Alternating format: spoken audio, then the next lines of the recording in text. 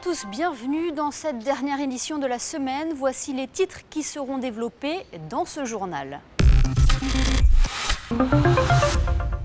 Ce 14 juillet aura été empli d'émotions et de souvenirs avec l'hommage national aux victimes de l'attentat de Nice et les commémorations de la fête nationale française.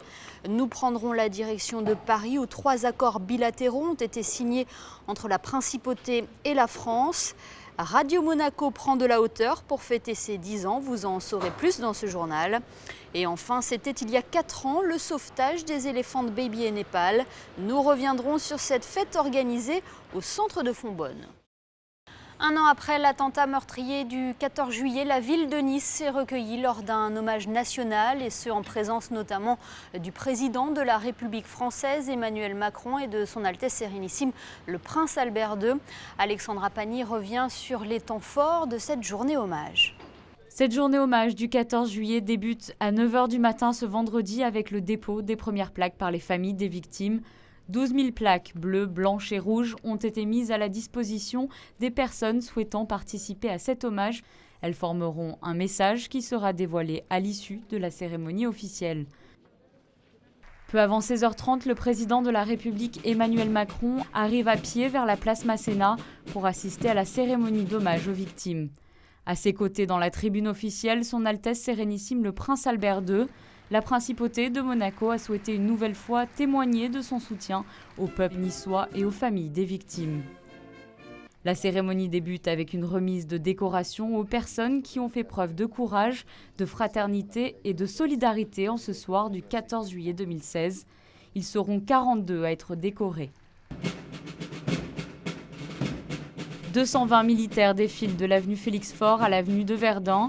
8 alphajettes de la patrouille de France survolent la place Masséna pour le défilé militaire terrien et aérien en hommage aux victimes, mais aussi aux personnes qui sont intervenues ce 14 juillet. Les noms, prénoms et âges des 86 victimes sont ensuite lus un par un, moment d'intense émotion sur la place Masséna.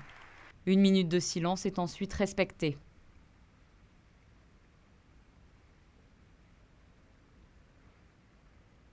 Le maire de Nice, Christian Estrosi, puis le président de la République, Emmanuel Macron, prennent la parole pour conclure cette cérémonie officielle. Ils rencontreront ensuite, loin des caméras, les familles des victimes. Marqué par l'attentat de Nice, ce 14 juillet correspond aussi à la fête nationale française, comme vous pouvez le voir sur ces images. C'est à la Maison de France que se sont réunis les Français de Monaco pour leur fête nationale. Autour d'eux notamment l'archevêque de Monaco, Monseigneur Bernard Barcy, le ministre d'État Serge Tell, ainsi que des conseillers de gouvernement.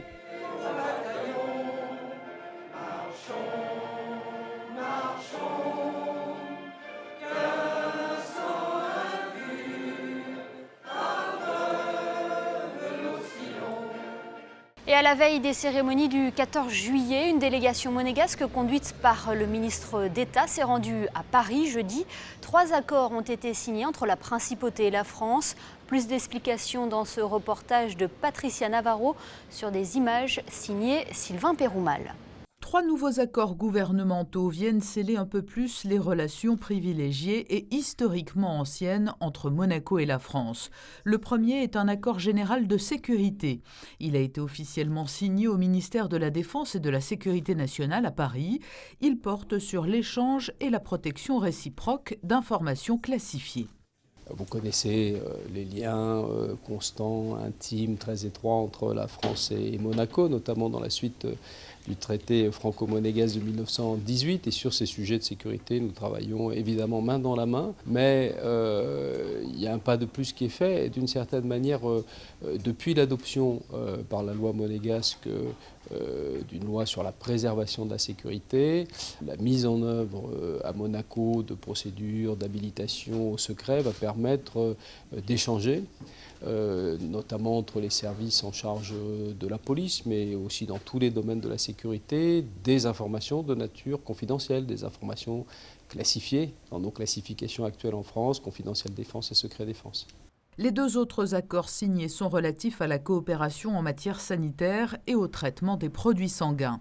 L'objectif est de pérenniser une indispensable et précieuse coopération transfrontalière en matière de sécurité sanitaire. En matière de transfusion sanguine, vous savez, on a besoin de protocoles absolument sûrs. La France est dans ce domaine l'un des pays les plus sûrs du monde, en raison d'une histoire tragique et triste que vous connaissez tous, mais c'est un système qui est absolument robuste et sûr, celui de la transfusion sanguine française. Il y a une agence qui est l'établissement français du sang, et il était normal que la principauté puisse entrer dans le système de collecte et de traitement, puisque nous ne sommes pas suffisamment grands pour pouvoir nous doter des moyens de traitement nécessaires à la collecte que nous faisons sur le territoire monégasque. À l'issue de la signature de ces 3 nouveaux accords, la délégation monégasque a été reçue au Quai d'Orsay, l'occasion pour le secrétaire général du ministère de l'Europe et des Affaires étrangères de rappeler combien, à l'heure actuelle, la coopération entre la France et la Principauté est nécessaire dans des domaines sensibles. Je pense qu'ils sont tout à fait emblématiques de notre communauté de destin, précisément.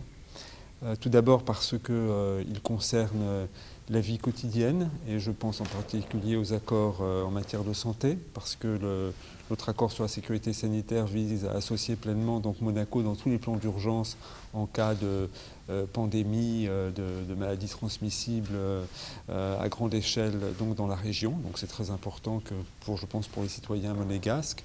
Et puis, de même, comme l'a très bien dit le ministre d'État, en ce qui concerne la transfusion sanguine, c'est vraiment pour la vie quotidienne.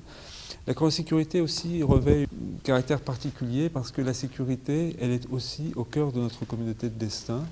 Et nous sommes le 13 juillet, c'est le premier anniversaire de l'attentat de Nice, qui nous rappelle que c'est à 20 km de la Principauté, et qui nous rappelle que cette sécurité, c'est une préoccupation de chacune et de chacun d'entre nous. Claude Massé, qui a également tenu à souligner à la veille de l'hommage national aux victimes de l'attentat de Nice que la France et les Français avaient été particulièrement touchés par la solidarité de la Principauté lors de cette tragédie. Retour en Principauté avec les 10 ans de Radio Monaco, un anniversaire célébré d'une manière particulière.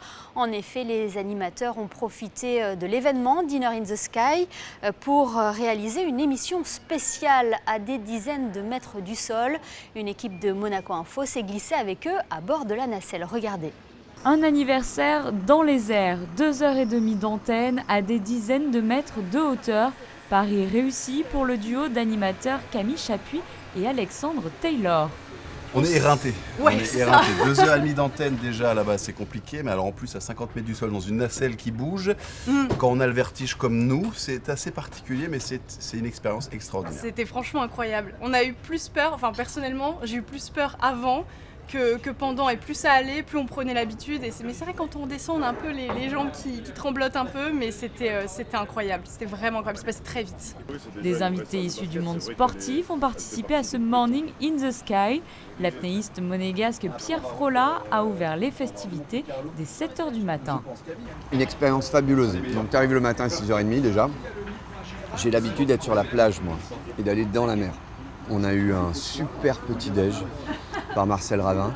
Une expérience vraiment très très chouette, avec une vue somptueuse. Et puis en fait, tu vois Monaco qui se réveille, les gens qui arrivent, les bateaux qui partent en mer. Puis c'est intéressant parce qu'il y a de l'émotion dans les yeux de tout le monde. Tu as des gens qui font la cuisine, tu as ceux qui te posent les questions, alors tu as les personnes qui sont concentrées à partir du moment où tu es en interview avec la radio. Et puis quand tu t'amuses à regarder les gens autour, il n'y a personne qui écoute, en fait tout le monde est comme ça, regarde, enfin c'est vraiment génial. Et ça crée des interactions vraiment particulières. À 8h, les nouveaux invités prennent le relais. À bord de la nacelle, on parle encore de sport et plus particulièrement de voitures électriques, d'athlétisme ou encore de basket. Olivier, vous venez de faire une interview in the sky, on peut dire. Qu'est-ce que ça fait d'être à 50 mètres de hauteur comme ça de bon matin ?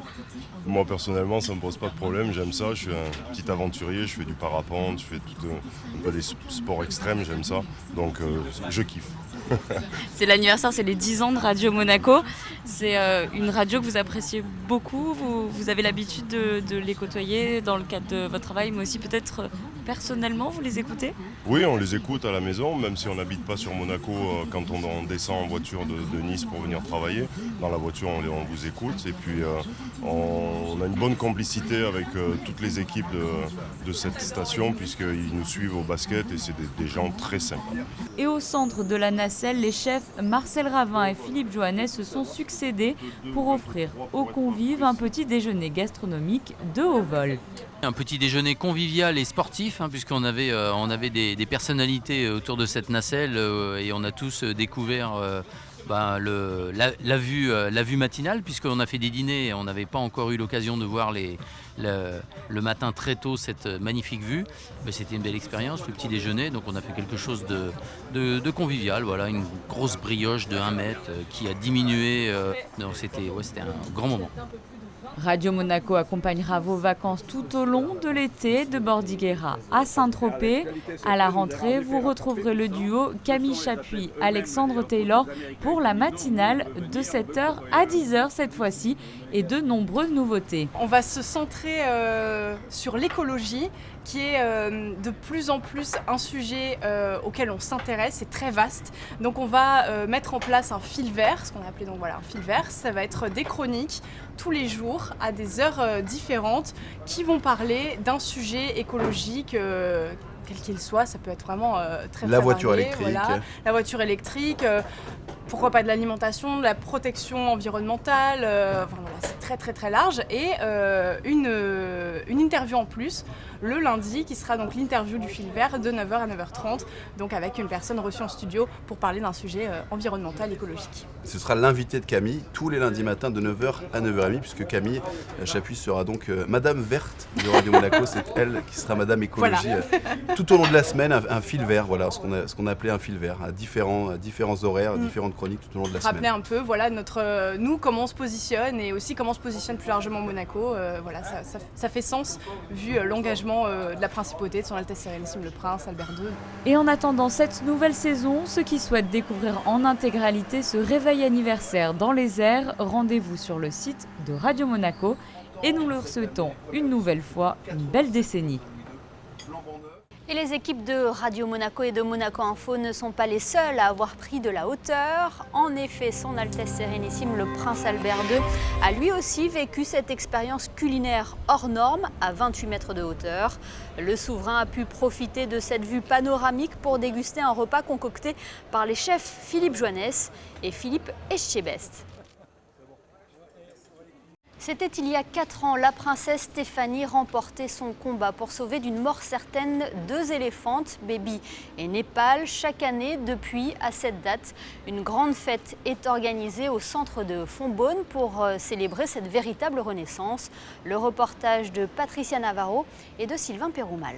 C'est devenu un rituel, une grande fête pour célébrer une victoire acquise de haute lutte.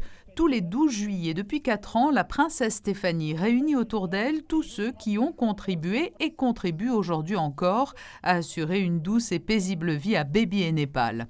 Ces 2 éléphantes ont été au cœur d'un véritable combat administratif pour les sauver de l'euthanasie et les transférer en juillet 2013 du parc de la Tête d'Or à Lyon jusqu'au centre de Fontbonne, spécialement aménagé pour elles sur les hauteurs de Monaco.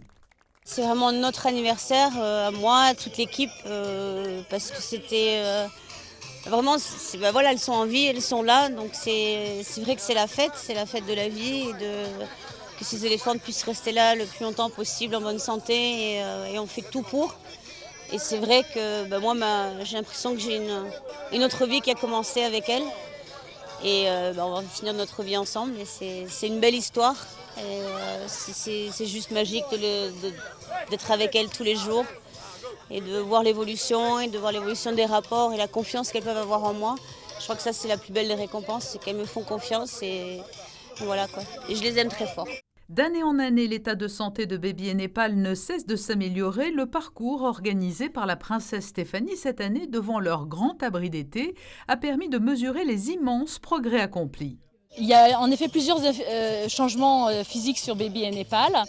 Le premier qui saute aux yeux, c'est la pilosité de notre Baby. Elle est arrivée, elle avait des poils qui étaient très incrustés, puisqu'en fait les installations et les méthodes d'élevage auparavant ne permettaient pas de les doucher, de les brosser régulièrement.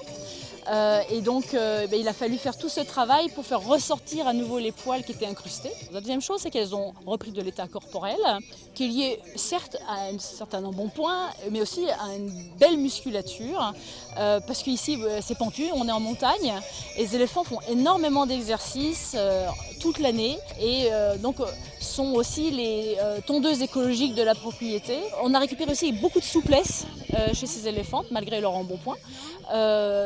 Vous avez pu voir peut-être tout à l'heure, elles arrivent à lever très haut les pieds, antérieurs, postérieurs, avec une grande facilité.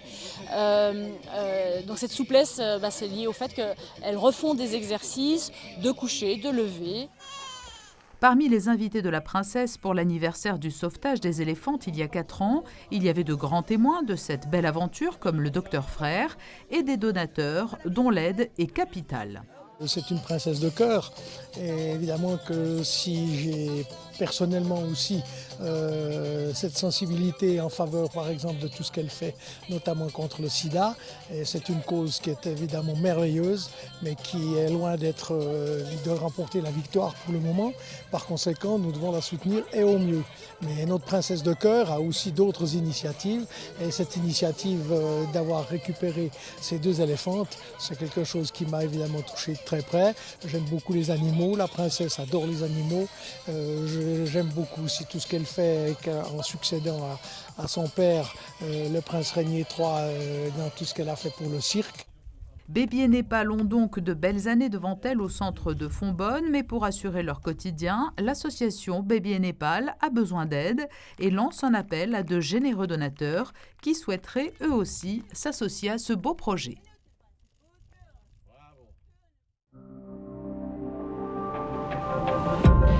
Voilà pour l'essentiel de l'actualité en principauté. Nous avons rejoint désormais notre invité du week-end. Il s'agit aujourd'hui d'une invitée de l'ambassadrice de France à Monaco, Madame de Carnet de Tressesson. Bonjour. Bonjour. Merci de nous accueillir. On va tout d'abord revenir sur les excellentes relations qu'entretiennent la principauté et la France, des relations de longue date. On peut parler de communauté de destin. Absolument. Ces liens sont tout d'abord anciens, comme vous le disiez. Ils ont été consacrés par le traité de Péronne en 1641, qui a reconnu pour la première fois la principauté et sa souveraineté. Ils sont d'autre part très étroits, je dirais même indissolubles, de par la géographie bien sûr, mais aussi par cette volonté de communauté de destin qui est inscrite dans les traités. Et je rappelle que effectivement, la communauté française reste la première communauté à Monaco, résidente, avec 9286 habitants au terme du dernier recensement, que les Français constituent aussi les 2/3 de la fonction publique de Monaco, donc ils servent l'État monégasque.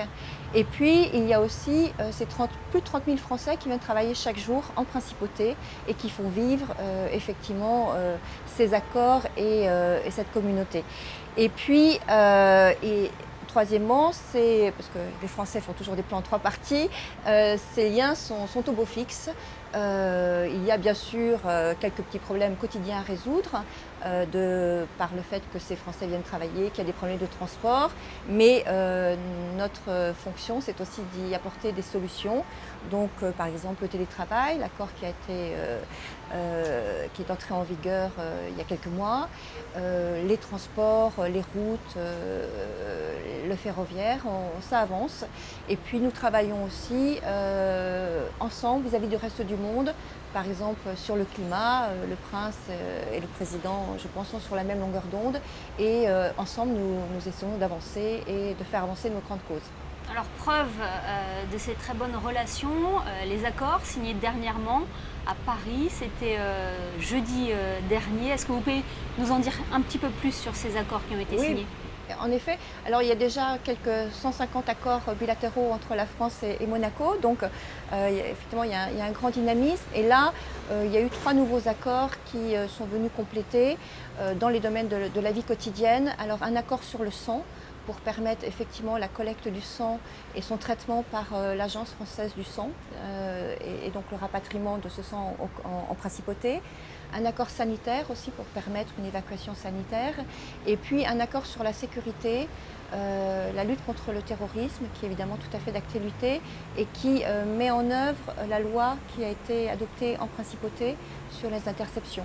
Donc c'est évidemment un sujet extrêmement important. Parmi les Français qui travaillent dans la fonction publique, il y a notamment toutes les forces publiques qui sont constituées par des Français, que ce soit les policiers, les carabiniers, les pompiers. Et donc ça facilite évidemment grandement la coopération. Et puis au terme de ces traités dont je parlais, la France assure la défense et la protection du territoire monégasque dans les mêmes conditions que le sien. Donc c'est vraiment une unité qui nous lie. Et d'ailleurs la patrouille de France passera pour le 14 juillet saluer, donner un petit coup de chapeau à la principauté et donc avec les deux drapeaux vraiment symboliser cette union et cette communauté de destin. Justement, c'est un aspect que nous allions aborder le 14 juillet. Ce n'est pas par hasard si vous êtes notre invité aujourd'hui. C'est important d'associer les Français de Monaco à cette fête nationale française. Bien sûr, alors dans tous les pays du monde, il y a un 14 juillet. La communauté française se réunit. Là, évidemment, ce sera un moment un peu particulier puisque personne n'aura oublié le drame d'il y a un an, 14 juillet, sur la promenade des Anglais. Nous sommes tout proches ici. Ce sera un grand moment d'émotion et de recueillement. D'ailleurs, le prince participera à la commémoration nationale qui aura lieu à Nice avec le président de la République, aux côtés du président de la République. Et c'est un beau témoignage aussi de la solidarité qu'a manifesté la principauté il y a un an, que ce soit évidemment le prince, les autorités, et puis aussi la Croix-Rouge monégasque, le centre hospitalier Princesse Grace. Donc évidemment, nous penserons à tous ces disparus, à tous ceux qui ont été blessés. Et en même temps, il faut que ce soit un signe d'espoir. Il est important de célébrer cette unité nationale tous ensemble. Donc nous le ferons ici à Monaco. Et puis une nouvelle page s'ouvre en France. Donc je pense que ce sera aussi un moment de regarder vers l'avenir en confiance et en alliance avec toute la communauté française de Monaco et avec tous les Monégasques. Alors je le précise, l'entretien a été réalisé avant le 14 juillet puisque votre planning sera très chargé ce jour-là, en ce jour de fête nationale française. Madame de Carnet de Trécesson, voilà bientôt un an que vous avez pris vos fonctions. S'il y avait un premier bilan à dresser, lequel serait-il ?